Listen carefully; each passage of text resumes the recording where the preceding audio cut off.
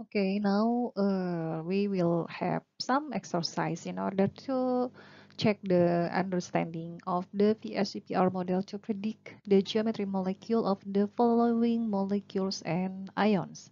Okay, I have three questions, which is you can check that the first is AS arsenic H3 and OF2 plus ammonium chloride ion ILCl4. Let's check how you can predict the geometric molecule of three of them.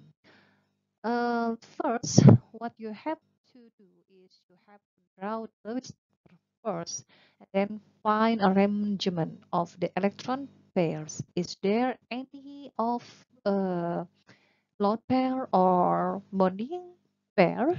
And then determine geometric based on the bonding pairs.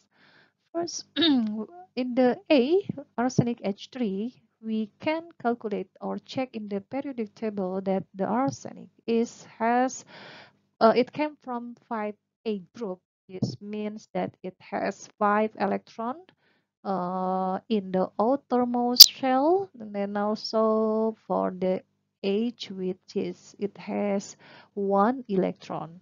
So what we got here that the configuration of the AS and the hydrogen would be there 4 electron pairs, but one act as the lone pair. As it acts as lone pair, it will repulse all of these bonding electron, make the configuration as trigonal pyramidal. That is for the arsenic hydrate. Now let's go to the second one.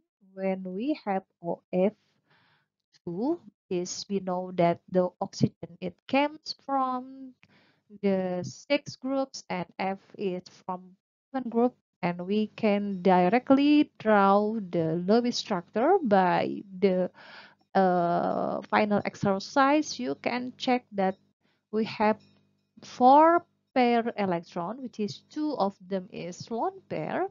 Then we may have the repulsion effect to the bonding pairs, make the molecule of them as bent, different with the structure of the ammonium chloride ion, which it doesn't have any lone pair, but all electron is pair, 4 electron pair, so it must be tetrahedral in molecule geometry.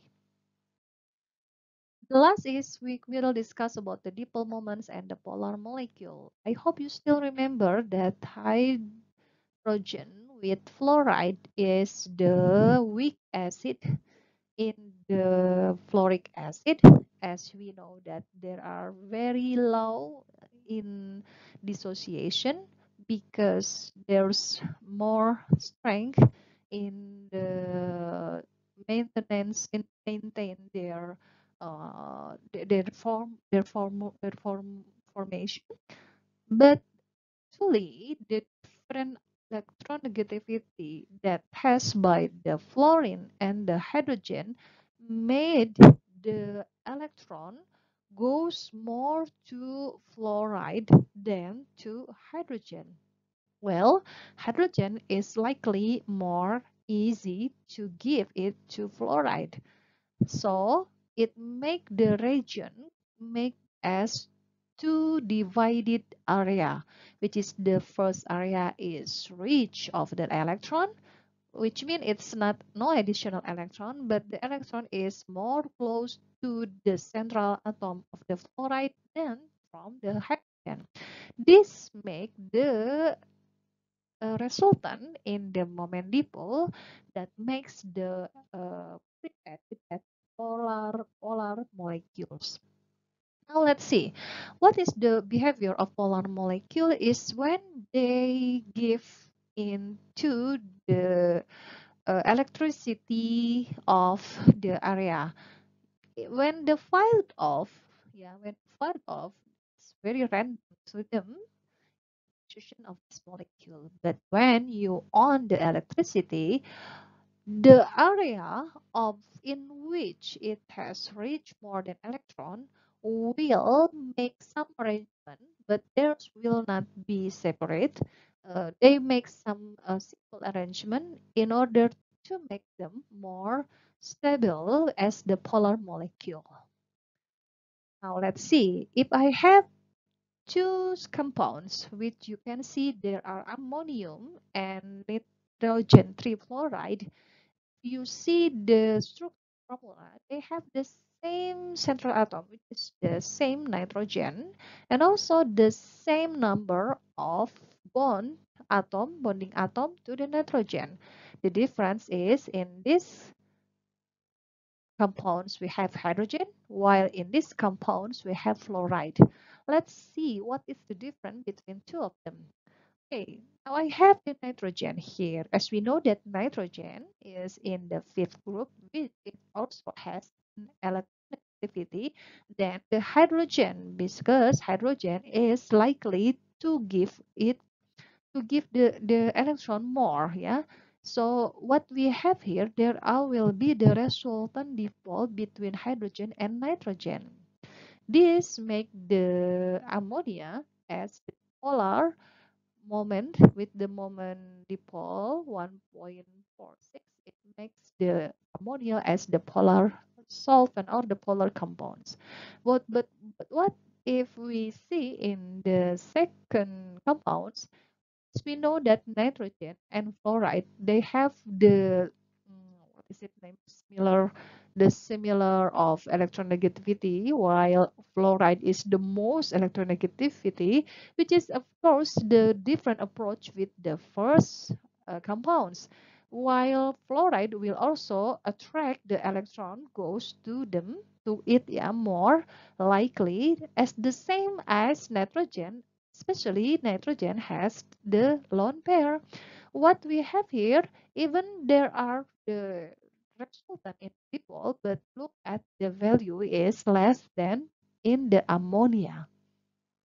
Okay, I hope you can see the difference between NH3 and NF3. Now let's see. The following molecules have no dipole moment. Perhaps you can see the H2O, CO2, CSO2, and CF4. Yeah, let's try to draw the Lewis structure of four of them. Let's see the H2O. As we know that hydrogen is more likely to give the electron, which make the electron and is more likely close to the central atom of oxygen. And also we know that the existence of the lone pair, it makes more the oxygen of giving the resultant in dipole moments. That's make the H2O as polar molecule.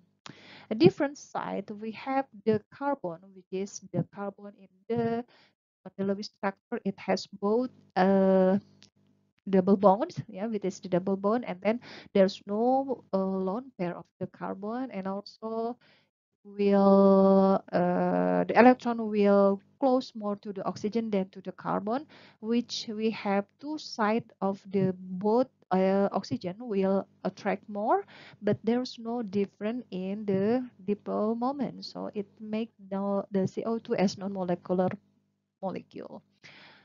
Non-polar molecule. Now let's see what about the SO2. Okay, let's see here that we know the percent of lone pair also will make the difference, of course, in the dipole moment. As we see, there's a resultant in the dipole moment of SO2. So it can be concluded that there's dipole moment, and also, of course, we have polar molecule in SO2. We we see in the CF4 the four chloride bond to the carbon, which is most of them will attract the same energy. Of course, there will not be a resultant in the dipole moment. So this will come as non-polar molecule. Okay, now let's see. Can you guess? BF3 have a dipole moment or no? Yeah, I hope, I bet you still remember that the BF3 is one example of the compounds that follow the configuration of AB3, which is no lone pair, which means that BF3 will be drawn as here. There's no lone pair, and all of the electron will be attracted by the same atoms to the same energy but different direction. But it makes them to not have a resultant in dipole moment. But how about CH2 and Cl2? Okay, let's see. The Cl2 and CH2 and CH2 and Cl2. As we can see that it's same attached to the carbon as the central atom, but the bonding atom has different. While Cl is more electronegativity than the hydrogen, of course, the hydrogen is more likely to give the electron, so it more close to central atom of the carbon. While the chlorine, it will attract it to the central atom. There will be a resultant dipole moment that makes CH2 Cl2 as the polar molecule. Okay, I hope you can understand about how to determine the dipole moment, the polar molecule of these compounds.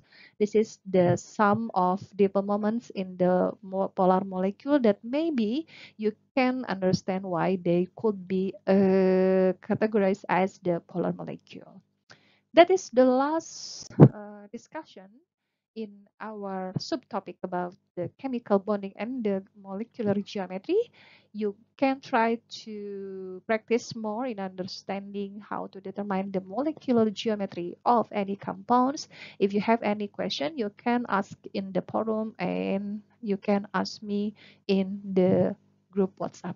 Thank you for your attention. See you and hope you always have a nice holiday. Assalamualaikum warahmatullahi wabarakatuh.